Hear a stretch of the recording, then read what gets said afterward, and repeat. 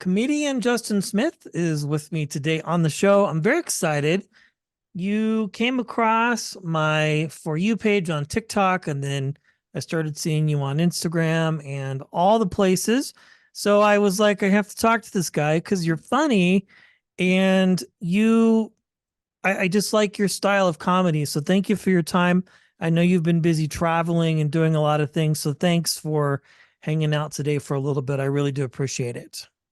Oh, for sure, man. Absolutely. I love being able to, even though my schedule gets crazy, I love being able to make time for stuff like this. And so I'm very excited. Well, are you on the road right now? Are you traveling or are you getting a little bit of a break? No, no, no. This is the best time because I literally just got we've been going all over. I've been traveling a bunch. I kind of just ended my last of my road dates. And then so I'm home in Nashville for a few more days, and then it's just all holiday stuff from here on out. Maybe a few local shows that are kind of like a secret, but yeah, those are my favorite. Those are the ones you can kind of just pop in on, and people that know you are like, oh my gosh, she's on the like those are awesome. Yeah, I think But that's a yeah, lot of fun when comedians like yourself get to do that because it's unexpected, like we're already going to be entertained, but then we get you as an added bonus. So I think that is probably one of the funnest things about comedy is depending on the club, you just you never know what to expect. So that's got to be fun for you too, as well, I would imagine. it is fun. It's also fun whenever you like, especially here in Nashville, I've kind of developed more of like a following because the comedy fans in Nashville are so amazing.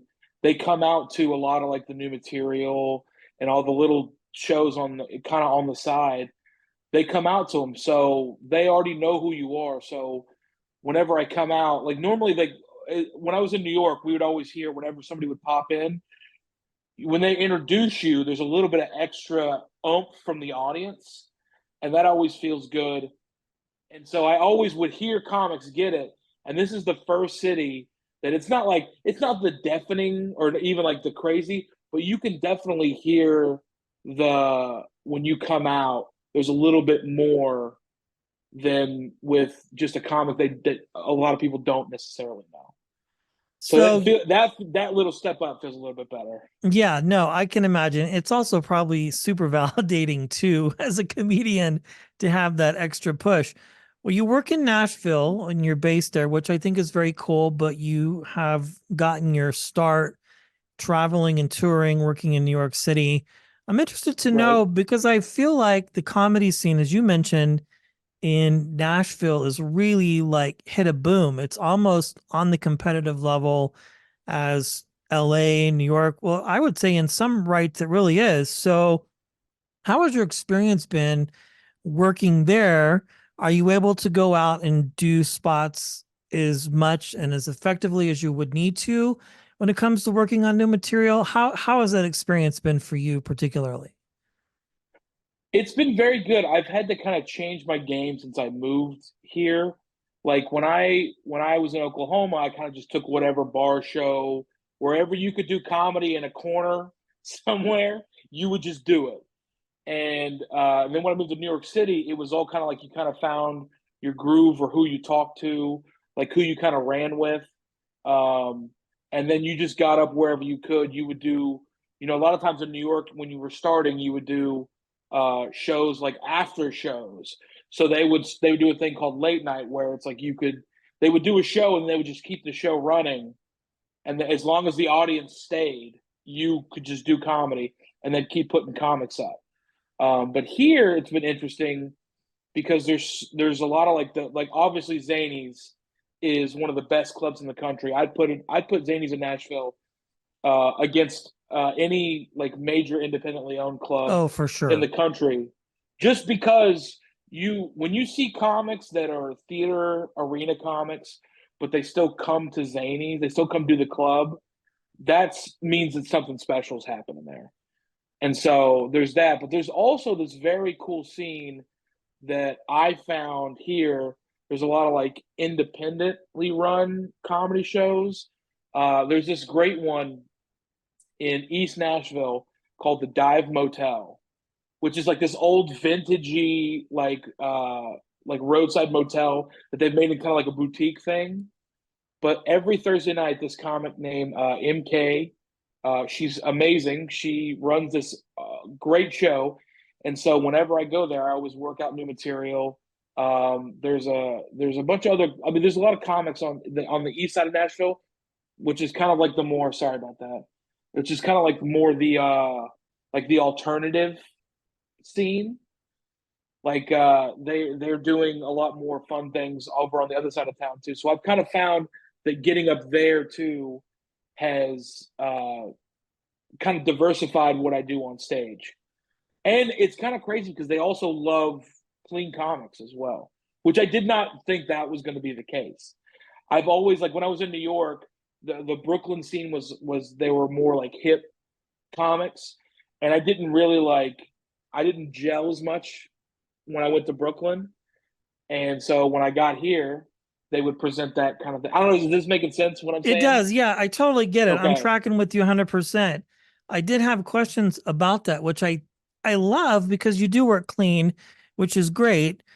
I'm right. interested to know, and plus I can watch it the majority with my 9-year-old in the room, which I really appreciate. Oh, of Uh, course. yeah, that was one of the other reasons why I was so interested in talking to you because I've interviewed a lot of comedians and I've had a mix of different people. As a sidebar, though, you've played the Apollo Theater, which I think is huge for a credit to have. And living here in Colorado in Loveland, I don't know how familiar you are with the area. They do a lot of local shows here, bar shows, brewery shows, pizza joints. I mean, there's literally you could go to a show every night almost because there's so much happening and you have headliners coming through working out new Right. material, which I think is cool. So I've said a lot here, but I will parse it up, I promise. So I'm interested to know, having worked at all of these different types of scenes, for you as a comedian, and when it comes to writing, like where have you landed? At what point were you able to find your voice and really just dig your heels in as a comedian and just lean into the talent that you have when it comes to telling jokes? I think I kind of really found uh, myself a lot moving from New York after COVID. Because after I lived in New York for a long time, COVID kind of shook everything up.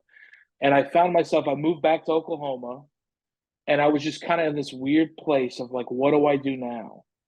Like it really was like I kind of had like an identity crisis because I knew that I was funny. I knew that I could tell stories, and the amount of time that I spent in Oklahoma, I kind of like reconnected with my roots and where I came from.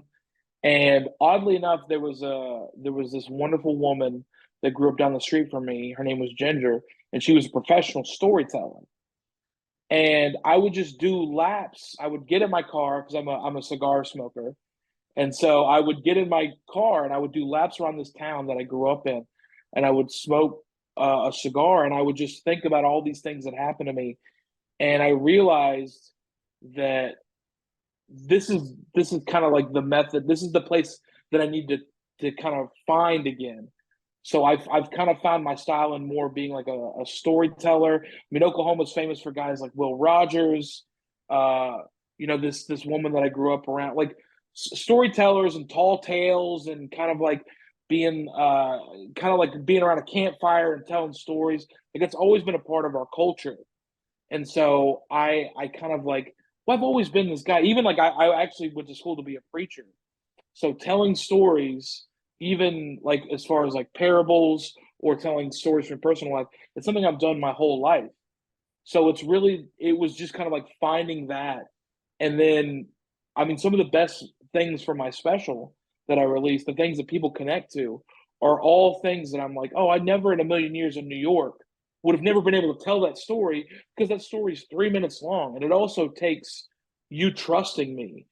And when you're doing 15-minute sets, it's really hard to build the trust that you need to tell a story to to be able to tell that story. It takes a lot of trust, and when you're dealing with all the things that New York clubs like bring to you, you have to move like this. And so to have like the story investment, especially like comics like Ali Sadiq now are doing too, where it's like we just watched him in Memphis, and my mind was blown about how there's a room of 1,000 people that would chew up any comic alive, and he's taking all his time and moving so slow. And it's like all this thing the comics think about audiences, where we're like, you have to move fast, you got to do these things, and it's like, no, no, no. Just if you tell a great story, people are in. They're all in. In a world where everything moves fast, if you move slow and deliberate, if it's great, people will take the time and listen to it. Yeah, I find that particularly true with like a Dave Chappelle. I use him as an example just because I feel like he's obviously a comedian, but he also tells a lot of stories. There's a lot of interlinear storytelling going on with him. So even though he might start with something at the beginning, it makes its way to the very end like a golden thread where you're like, oh, wow, I feel complete now because this whole thing has been wrapped up, which I find what you do so fascinating because it's so different than what like anybody else might normally do. And your perspective and your point of view is funny. I want to talk about the fact that you did go to school to become a pastor and a minister, but then how did you find comedy? I mean, as someone who considers himself to be a believer and things like that and had the same sort of ideas, what was the break for you, man, when you decided, I don't know if this is for me, but comedy is definitely where it's at for sure? Well, I think the one thing with as far as like making that jump from being a pastor to being a comedian, I always knew that I could like I always wanted to be like have that funny part, because if you've seen a pastor, they always kind of have the same kind of formula when they go on.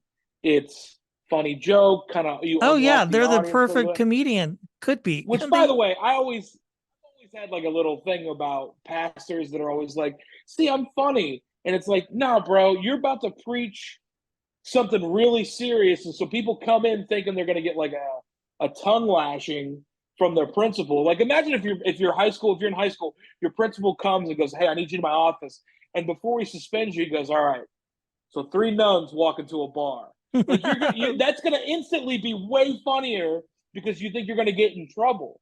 right. So I always am like, hey, you're doing some tricks that you're not letting anybody else in on. I don't know why I'm pointing at the camera like this, but it just No, it's a very true point. It's I think it's great. Yeah, for sure.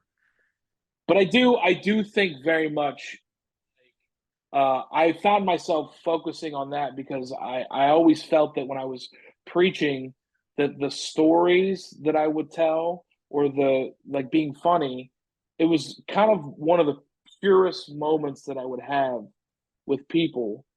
And as I've gone on in my career, like I used to sit at my table with my grandma and have coffee. My grandma was she's an older lady from Oklahoma, so she's very like kind of set in her ways, and I'm being a younger comic.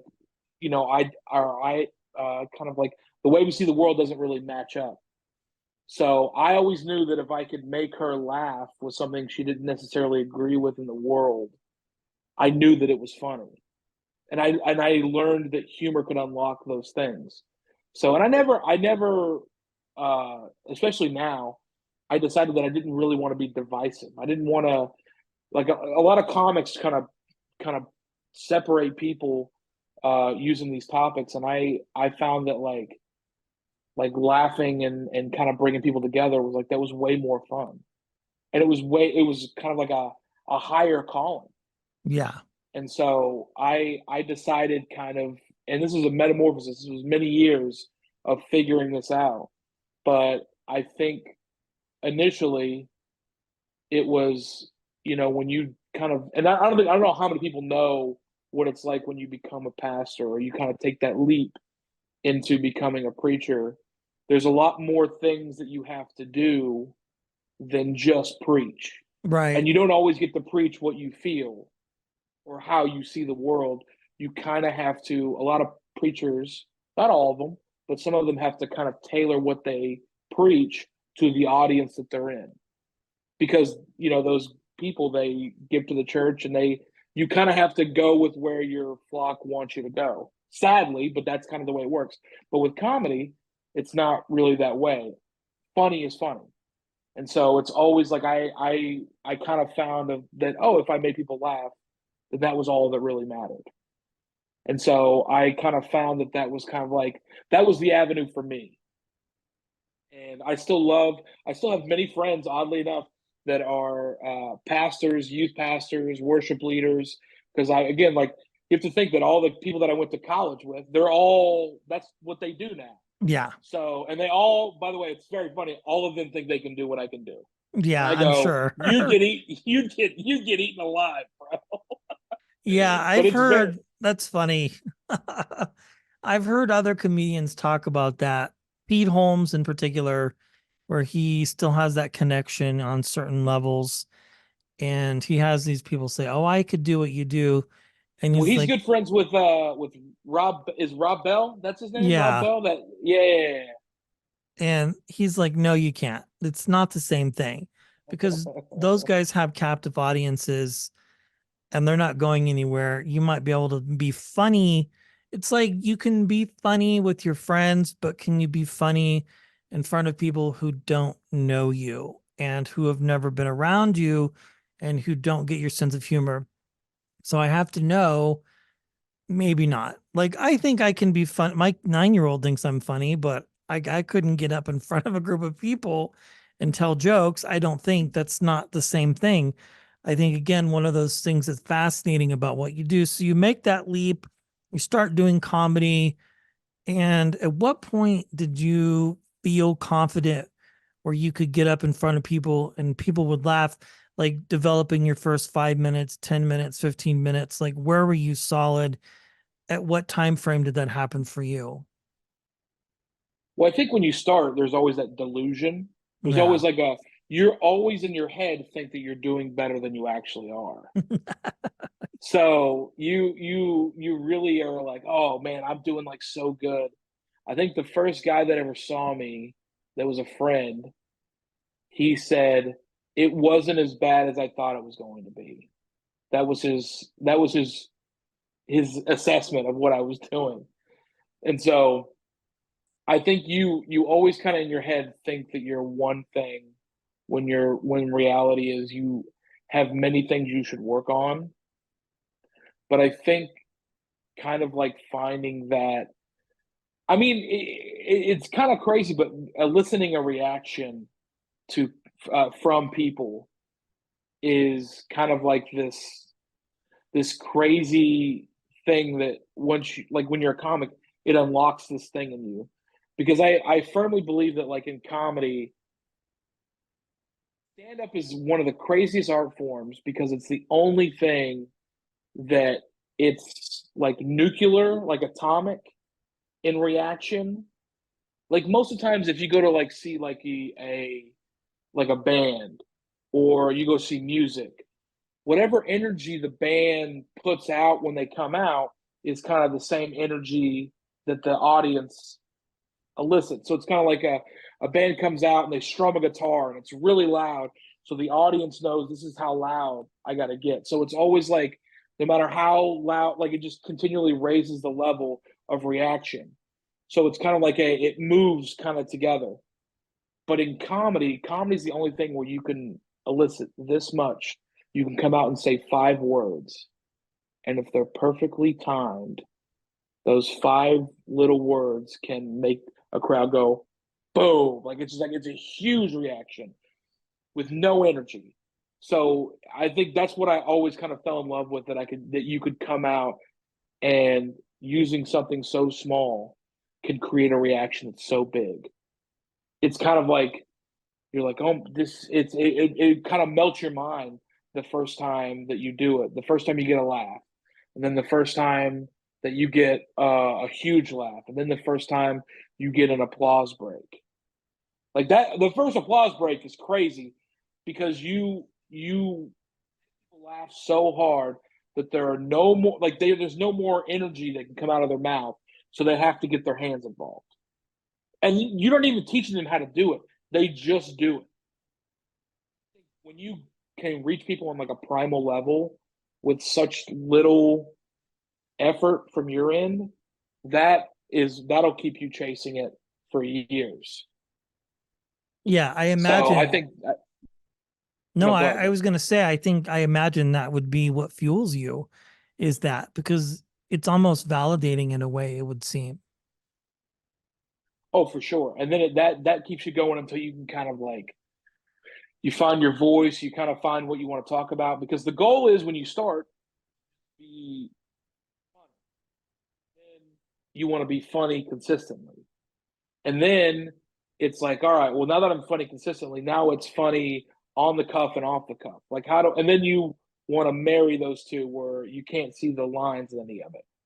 And then it's like, well, now that I can do that whenever I want, now it's how do I say what I want to say? Becomes the highest that's the hardest part. But then becoming who you want to become, like that's another thing too. And you'll see comics go through this. You'll see some like comics that are successful, and they'll change styles in the middle of being successful, and you're like, "Well, why did you do that?" And then you see the end result, and then you're like, "Oh my gosh, this is crazy." I love it. A couple more questions here. I know you're quite busy, but I want to know, like, we talked about this idea of validation, right? Like being validated by your peers, whether it's the audience, whether it's friends, family. For you, Justin, I'm curious to know, like, what is the highest form of validation for you? Now, for me, I would think that it's the way. That's a good question. I think it's the way my peers see me. I think is the biggest thing because I always feel like in comedy, whatever you chase, you'll get, but you don't get it the way that you think you're going to get it. Like I know several comics that I started with, and their whole thing was they're chasing money. They want to be rich, and they end up getting the money. They always end up getting the money, but it's never the way that they. It's not the way you think you're going to get it. Right. And then I know people that want fame or fans, and I know lots of comics that have lots of fans. They have tons of followers. They sell out shows everywhere they go, but their fans aren't the type of fans that they want. But they have them. It's what they wanted. And so I think for me, my goal has always been I want other comics that I love and respect to think that I'm dope. Like that's it. That's what I've always chased. If I could have the best comics in the world go, well, that dude is great. He's a fantastic comic. To have comics say that about you, like that to me, that's the best. And I would say one caveat to that, oddly enough, when I started comedy, I just wrote about this. This is crazy you asked me this because I'm kind of thinking on the fly, and I remembered I wrote this the other night. Reminded when I first started comedy, I used to work in the oil field, right? And so I would come home and I would watch comics on this little iPad that I had, and I'd watch it on the iPad outside. I'd smoke a cigar out on my back patio in Oklahoma, and I'd watch comics, just all this different type of comedy. And my favorite one to watch was Patrice O'Neill, Elephant in the Room. It was by far, it's still one of my favorite specials of all time. And Patrice is on the radio, on podcasts, on stage, in a roast. Patrice is still the king to me. Yeah, for And in sure. fact, he's the only one. He's the only comic that has a picture hanging that's not a poster in my house because it's always like a reminder that he was that dude. And I remember watching Elephant in the Room, sitting outside, and I just would feel every time I'd watch it over and over and over, and I would feel like I felt how lucky I was to watch this project, and it made me want to be better. It made me want to be a better comic. It made me want it to be funnier. It made me want to work harder. It's like I hope that one day I can create a project that's this good that somebody in the world is doing what I'm doing now. They're sitting on a back porch chasing a dream, and they watch what I produce, a special, a set, something, and they watch and they go, man, if I work hard enough, one day I could be like that dude. And I always thought if somewhere in the world, if that happened for me, that my whole life would be worth it. I love it. I've heard a lot of comedians talk about him, even in recent interviews, and you know, to not just get past at the cellar, but to be invited to his table and hang out with him at the cellar or wherever he was almost a bigger deal than than getting past at a club, because he really set the standard for comedy in a lot of Absolutely. different ways. Did you ever get to see him perform live or meet him before he passed? No, I didn't. In fact, my buddy Nate used to tell me stories about him because Nate was Nate Bargatze. I don't know Yeah. if people know that. So he was barking, which barking is trying to sell tickets on the street uh, in New York City. He was barking, and he said that Patrice was like this legendary guy before he was famous. So before he was anybody, like he would do things that famous people would do, but he wasn't famous. Yeah. So one of my favorite things that he ever told me was Patrice used to pull up to the comedy club that Nate was barking in front of, and he would throw Nate his keys and go, make sure the car doesn't get a ticket. And he'd go inside to do a set. He'd just leave his car parked in this place, which if you know where the street is, it's on Third Street. So it's like there's no it's crazy that he would do that. He was just that guy. And I remember one time Nate would talk about this car that he had, and the craziest part was always the people that sat in this car because he had this old beat up, it was like a Honda, and all the comics that sat in it. Like he would talk about how Attell sat in it, and Geraldo, Patrice, Norton, all these comics that he would run around do spots, and kind of his trick was, "Hey, I'm going over here. Do you want me to give you a ride?" And comics, famous or not, if there's a free ride where I don't have to get a cab, they're in. So they'll jump in the car easy. And so he would talk about he talked about how Attell used to smoke in his car, and how he was like, he never let anybody smoke in there before. He's like, I'm not going to tell Attell no. And so I always loved hearing stories and things like that um, from him. That's always kind of been the closest I've ever been, getting to hear those things. But actually, one of the things I do to remember Patrice is if you ever watch uh, anything of me on stage, and I've never told anybody this before, so this is the first time I'll ever Love say it. it.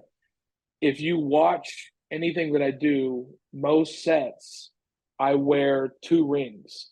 I usually wear a ring here and then a pinky ring on this hand. And those are reminders of my two heroes.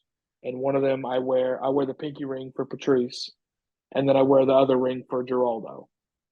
And they're always, and you'll see me when I'm doing sets, I touch them, and it's a reminder that it's like this is the goal. Like this is why you're here, to be at the level of these guys. So even if I'm doing a clip and nobody ever sees it, it's a reminder that that's not the goal. The clicks, the views, all the stuff, that's not the goal. To be great is the goal. And so if you can watch closely, but you'll Now see I'm going to me. go back after we're I done touch here them. and watch.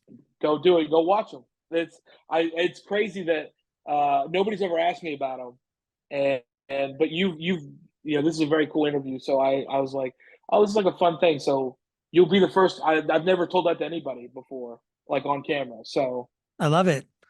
Well, one last question. You have a special and you have socials. Where can people connect and watch you perform?